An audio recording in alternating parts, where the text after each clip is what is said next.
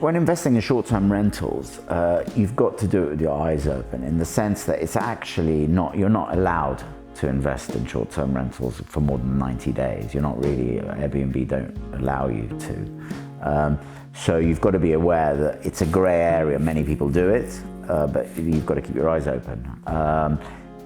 Ported blocks and modern blocks are a no.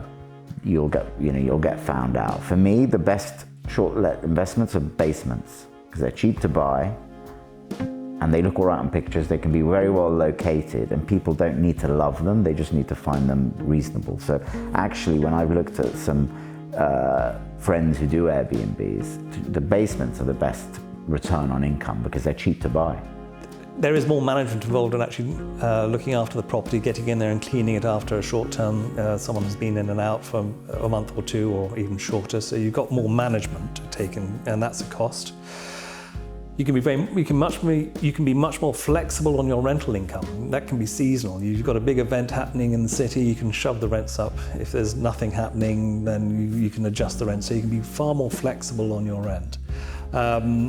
But also your taxation is going to be higher.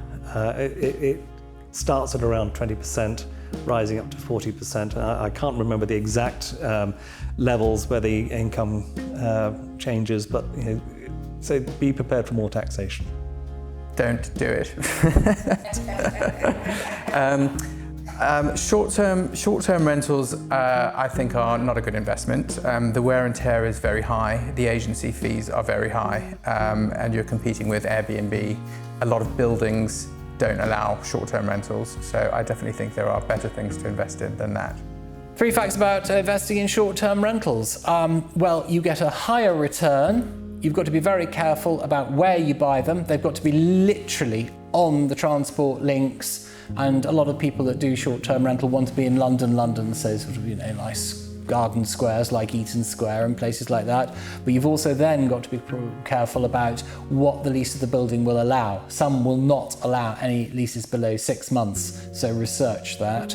And basically make sure that you're happy with the amount of work that goes in, because people going in and out, inadvertently they're getting a 5 a.m. flight back to New York, the red eye, they clunk down the stairs, they catch the wall with the suitcase wheels. They don't mean to do it, but you do have to have a very good maintenance team on hand in order to do a very quick turnaround, because the wear and tear on a short-let property is a lot greater. Well, the key fact, I think, if you're in prime central London, is that the local authorities have a prohibition against renting a property for more than 90 days in a year. And so people do try to break that, but the problem I would suggest is that you're going to end up going up against the lease in the building.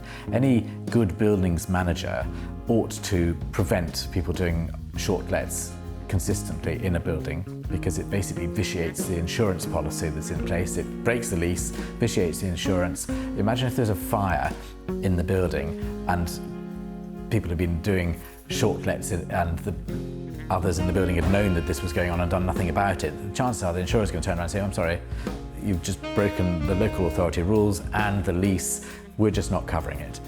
Hasn't actually happened to my knowledge yet, but there's a big danger. I also think that with short lets, you get gaps in between, and that creates voids of income.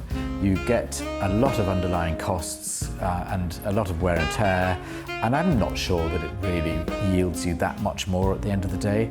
I mean, there is a sort of market for it to some degree, but I think in prime central London, I wouldn't get into it. 3 facts about investing in short-term rentals. I would say probably don't do it.